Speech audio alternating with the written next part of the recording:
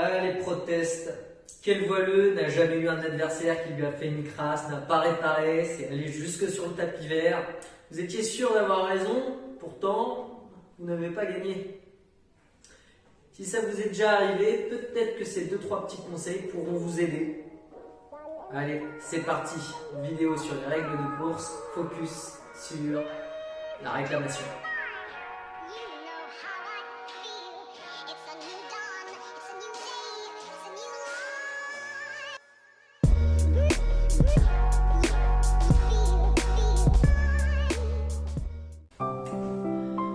Alors dans cette vidéo, on va rester sur des fondamentaux, des choses assez basiques, mais qui j'espère pourront vous aider à augmenter votre capacité à gagner vos protests. La réclamation, eh bien, ça fait partie de la régate. Parfois, le combat se poursuit non plus sur l'eau, mais à terre, et il ne se gagne plus en bateau, mais avec des mots.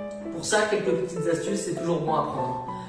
Alors, on va avoir 3 types d'astuces différentes. Des astuces pour avant d'aller en procédure de réclamation, des astuces pendant qu'on est avec le jury et des astuces après, quelques petits points sur les règles de course qui peuvent vous aider sans trop rentrer dans le détail car c'est pas le but de cette vidéo. Tout d'abord, avant d'aller en réclamation, évidemment qu'il va falloir se souvenir de quelques informations importantes. Donc, le numéro de voile de votre adversaire, à minima, la manche dans laquelle il y a eu litige et la situation, à bien se rappeler. Forcément, en optimiste, il y a beaucoup de numéros de voile. Les manches sont relativement courtes en termes de temps et ça s'enchaîne assez vite. Donc à la fin de la journée, on a vite tôt de tout oublier. Donc pour ça, entre les manches, pensez à soit vous avez un petit calepin dans votre bidon ou dans votre gilet à noter pour pouvoir penser ensuite à autre chose. Ou si vous avez la chance d'avoir un coach, vous allez le voir et vous demander de noter ça, même si vous n'allez à la fin pas aller en réclame, juste au cas où. C'est toujours bon à prendre. Ensuite, ce qui va être important, ça va être de rédiger le formulaire de réclamation pour pouvoir être entendu. Et ça, faites attention car il y a 2 pièges dans lesquels souvent vous tombez. Première chose, il faut savoir qu'il y a une heure limite pour déposer une feuille de réclame et cette heure limite varie d'une régate à l'autre. Donc prenez bien l'information avant et prenez pas trop de temps à vous changer ou à dégréver votre bateau. Rédigez bien votre réclamation avant pour la remettre dans les temps. Et ensuite, lorsque vous rédigez votre réclamation, ça nous fait une transition pour la deuxième partie des astuces sur le jury, c'est que le jury, lui, c'est très important de savoir comment il fonctionne. Pourquoi ? Parce que c'est lui qui va prendre la décision à la fin de savoir qui remporte ou non la réclamation. Donc, si vous savez comment il fonctionne, si vous savez comment il procède et comment il choisit, ça va vous donner un avantage pour mieux préparer votre réclamation. Et un jury, pas compliqué, lui, il fonctionne en 3 étapes. La première étape, c'est justement si vous êtes recevable avec le formulaire. La deuxième étape, ça va être l'instruction. Et la troisième étape, ça va être la délibération. Ce qui nous ramène donc à savoir si vous êtes recevable avec votre formulaire. Il y a quelques informations à inscrire qui vont être nécessaires. Sans ça, vous n'irez même pas en réclamation. À minima, évidemment, les informations sur la régate, la manche, le jour, la date, la signature, ça vous connaissez, vos informations à vous à l'adversaire, ça va. Par contre, ce qu'il ne faut pas oublier, c'est une petite case dans laquelle il va falloir inscrire la manière dont sur l'eau vous avez protesté envers votre adversaire. Évidemment, sur l'eau, vous avez et les protestes, plus d'autres choses éventuellement. Je passe les injures, on va plutôt se concentrer sur les tribords, les tutournes, etc., etc. C'est important sur la feuille de marquer que vous avez dit proteste. Ça peut paraître bête, tout le monde dit proteste, évidemment, mais un jury ne fonctionne pas comme ça. Le jury, il se doit d'être objectif et d'être procédurier.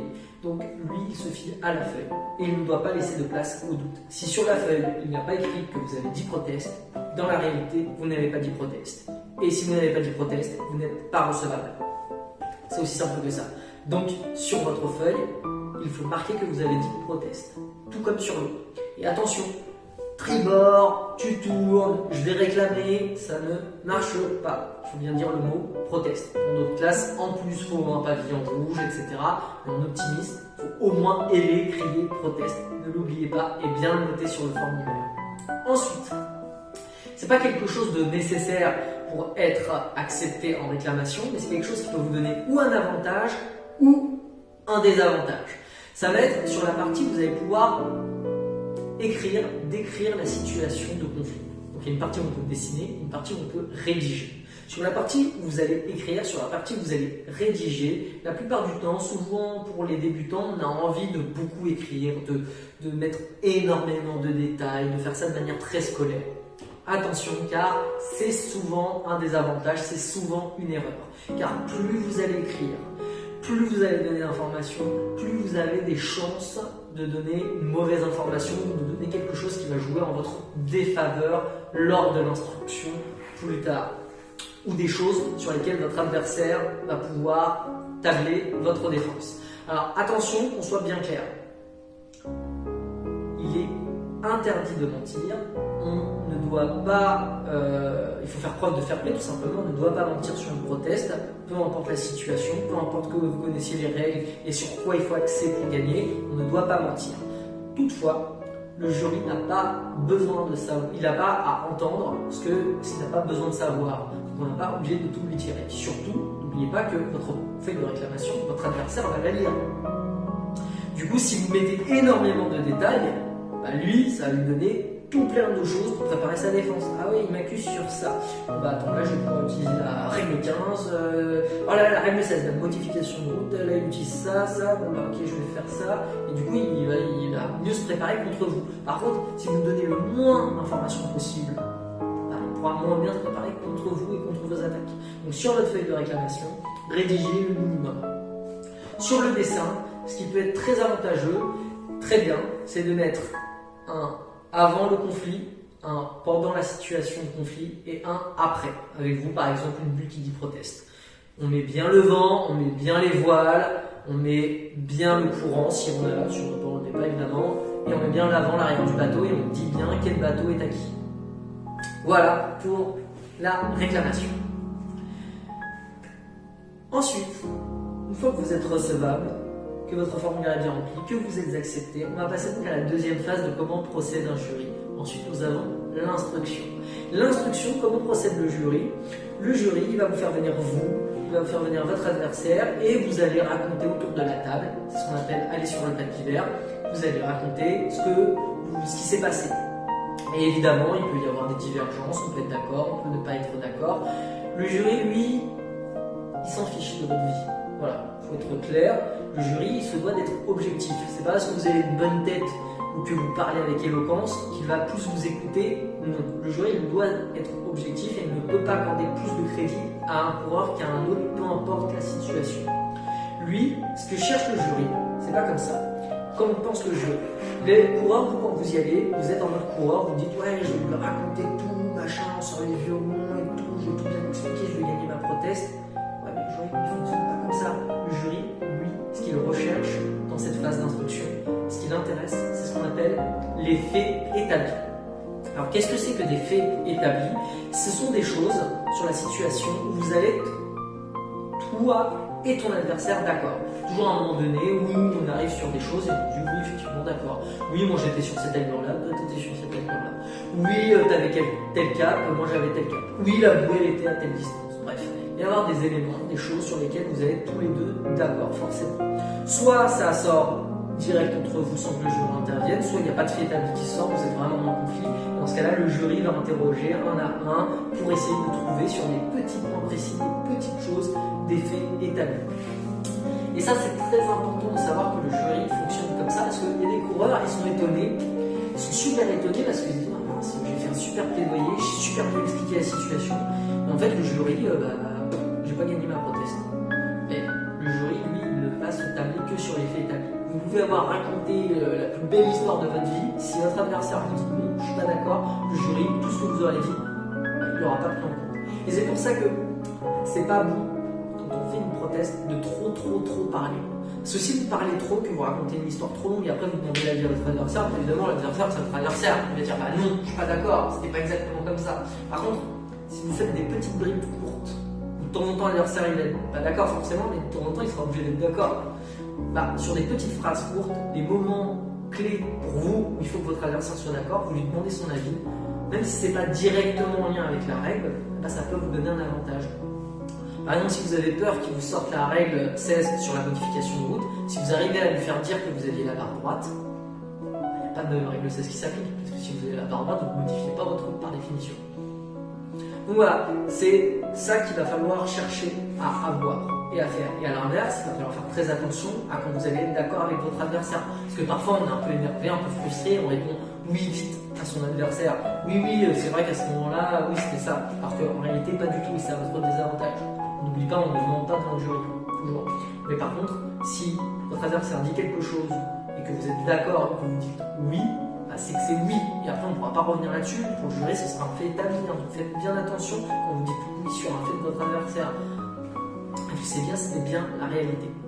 Ensuite, autre chose, ça ne va pas forcément vous donner plus d'avantages ou vous faire gagner plus. En tout cas, sachez que forcément, la façon de parler et le poids des mots que vous allez utiliser va influencer le jury. Parce que le jury est quand même un être humain. Et forcément, il ne peut pas être totalement objectif. Donc il y a moyen d'améliorer un petit peu le ressenti avec le jury.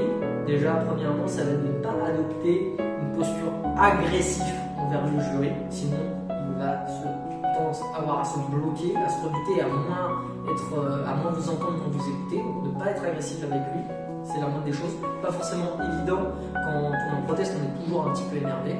Ensuite, il est très important de ne pas utiliser certains mots. Certains mots qu'il ne faut pas utiliser en proteste quand vous voulez plaidoyer.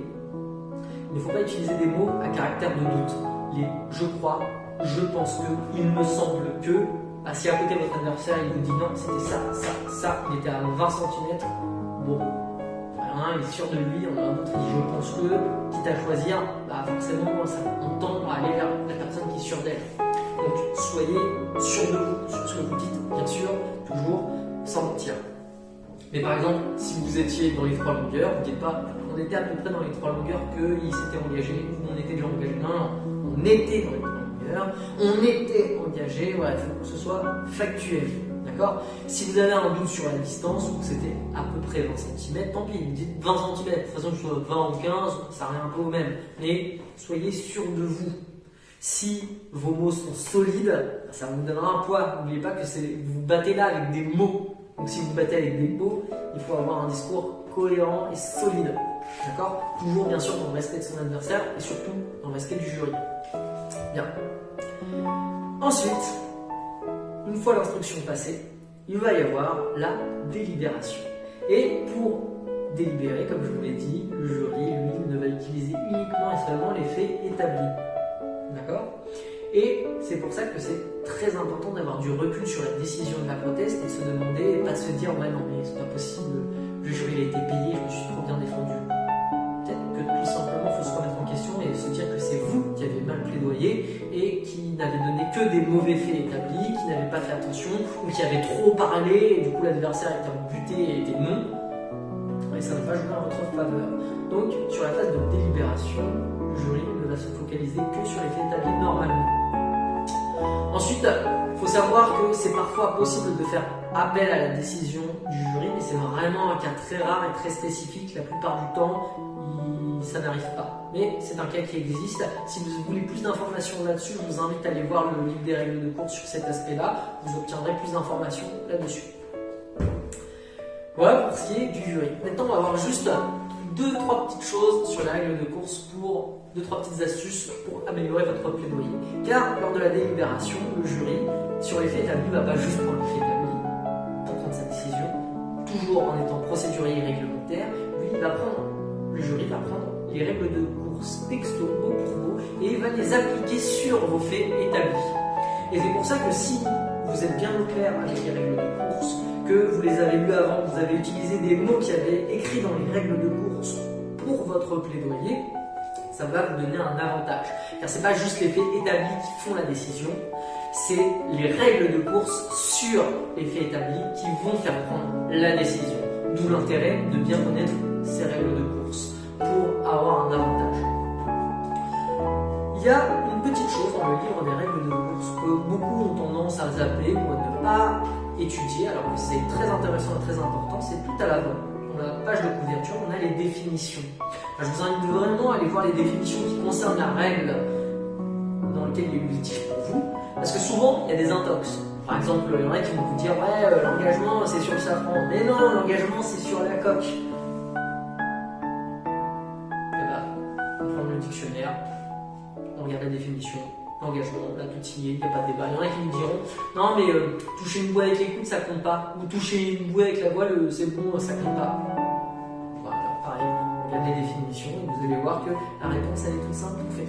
Pareil pour la règle normale. Il y en a qui me diront mais non, mais là il n'y avait pas de route normale. Mais si, là il y avait la route normale. Bah pareil, on regarde la définition de ce que c'est qu'une route normale, de ce que c'est que l'engagement. Et ça va vous donner du poids et un avantage. Ensuite, pour ce qui est des règles de course, souvent là où ça pêche, c'est pas au niveau des règles de course, de croisement, de priorité. Ça va, en général, vous les connaissez toutes très bien. C'est plutôt sur les règles de limitation. C'est-à-dire les règles qui vont restreindre les règles de priorité. À savoir notamment la règle 15, la règle 16, la règle 17, la première partie de la règle 18. Bon, ça, c'est vraiment les règles, en général, on s'oublie, qu'on ne regarde pas trop. On se concentre sur le tribord bâbord, le haut vent sous le vent, tout ça, la notion de engagé, pas engagé, comment le bateau à l'intérieur a le droit de l'eau, a de la place à la marque, c'est très bien tout ça. Il faut savoir que toutes les règles de la voile, on n'est pas en feu rouge, feu vert, il y a des feux orange aussi en règle de course, et ces feux orange, c'est très important de les maîtriser car c'est souvent là où il y a situation de conflit. Et c'est aussi là où on peut avoir une défense qui est solide.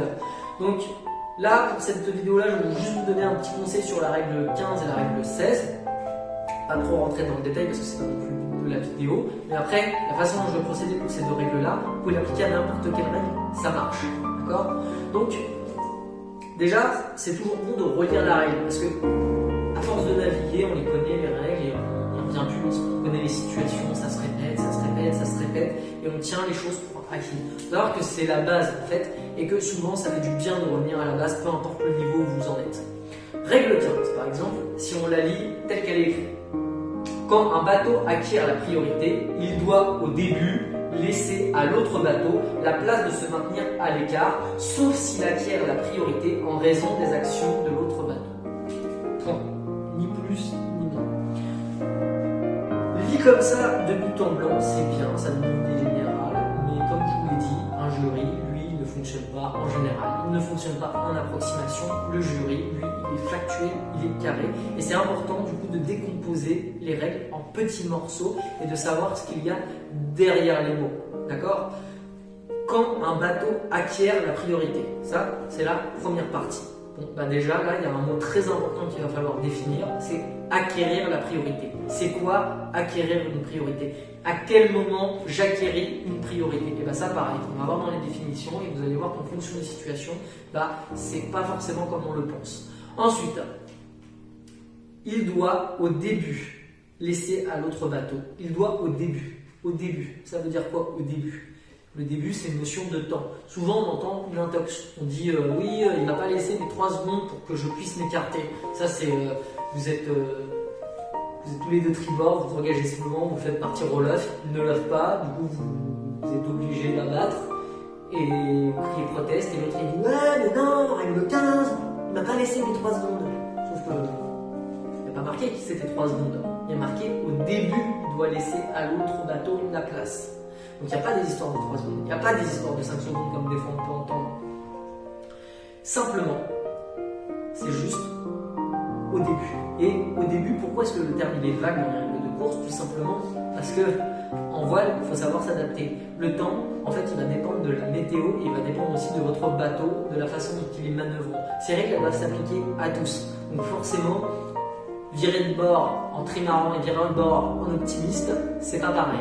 Ensuite, en fonction de la météo, si vous êtes à naviguer dans 20 nœuds ou si vous êtes à naviguer dans 6 nœuds, bah pareil, ça va pas être la même chose, il va pas y avoir besoin du même temps. Donc c'est un temps suffisant pour réagir, tout simplement. Et du coup, quand vous plaidoyez, vous pouvez simplement dire mais il avait largement le temps. Il faut être précis, dire voilà, il avait largement le temps, il y avait tant de nœuds et il pouvait virer dans les temps. Ensuite, la place, pareil. La place, ça dépend du temps. C'est pas 1 mètre, c'est pas 20 cm, C'est pas juste la place pour le bateau pour qu'il puisse dégager, non, ça dépend du temps. Plus le vent va être fort, plus il faudra de la place. Plus il y aura de la pétole, plus il faudra de la place aussi, parce que le bateau il dérape, parce que le bateau il avance moins bien. Et effectivement, s'il y a du courant, la place elle n'est pas la même non plus. Si vous dérapez avec le courant et que vous engagez une manœuvre, vous perdez en vitesse, vous faites des palais, bref, ça joue aussi. Donc c'est important de bien décomposer tout ça pour ensuite l'utiliser à votre avantage. Donc laissez la place à votre bateau se maintenir à l'écart. Ensuite, l'autre partie est très importante aussi, sauf s'il acquiert la priorité en raison de l'action d'un autre bateau. Ce qui signifie que parfois la règle 15 ne s'applique pas, tout simplement. Donc parfois, la personne va essayer de se défendre là-dessus, et en fait, plutôt que de vous engueuler contre elle et de vous dire ah, mais non, essayez plutôt de vous mettre à la place du jury et de trouver les réponses, ou trouver le moyen de prouver que là, la règle 15 ne s'appliquait pas. Donc voilà, ça peut permettre de préparer son attaque. La règle 16, en fait, c'est la même chose. Donc, quand un bateau prioritaire modifie sa route, donc là, le terme important de la première partie, c'est modifier sa route. Qu'est-ce que ça veut dire modifier sa route? Ça veut dire que l'angle de votre bateau a changé, ça veut dire qu'il y a eu un coup de barre. Donc là-dessus, pareil, il faut prouver qu'il y a eu un coup de barre, ou simplement en parlant de la barre lors de son plaidoyer, on peut tout de suite bloquer le gars. Quelqu'un par exemple qui essaye de jouer sur cette règle-là alors que c'est pas du tout ce qui s'est passé, on peut dire par exemple oui mais il n'a pas modifié sa route parce qu'il avait la barre droite, ou il l'a modifié parce que justement il poussait la barre. Bref, chaque règle a des petits mots, des petites subtilités, et en fait il faut retourner ça à la pratique. Au début c'est le temps. Le temps il dépend de la météo. Le modifier sa route c'est de l'angle, c'est un mouvement de barre. Pour l'engagement, c'est pareil. Et pour toutes les règles, c'est pareil. Si vous les décomposez en petits morceaux et que vous voyez ce qu'il y a derrière les mots, vous serez beaucoup plus solide sur vos connaissances des règles d'une course et vous pourrez beaucoup mieux vous défendre. Donc voilà, c'était mon dernier petit conseil, ça fait déjà beaucoup. Ce sera tout pour cette vidéo-là. J'espère que ces petites astuces vous auront un peu aidé, vous auront donné des pistes pour vous améliorer lors de vos phases de protest. N'oubliez pas de toujours rester fair play et agréable avec le jury et votre adversaire aussi autant que possible. Pour la semaine prochaine, je vais vous laisser le choix entre deux types de vidéos. Vous pourrez voter soit dans les commentaires YouTube, soit via notre groupe WhatsApp. Soit on refait une séance prépa physique, mais cette fois-ci orientée renforcement musculaire, focus sur la force explosive. Soit on fait un thème sur la tactique et la stratégie avec un focus sur la construction d'un projet de nave. Qu'est-ce que c'est qu'un projet de nave? Je vous laisse voter. À bientôt les optis. D'ici là, restez déterminés. Allez, bye.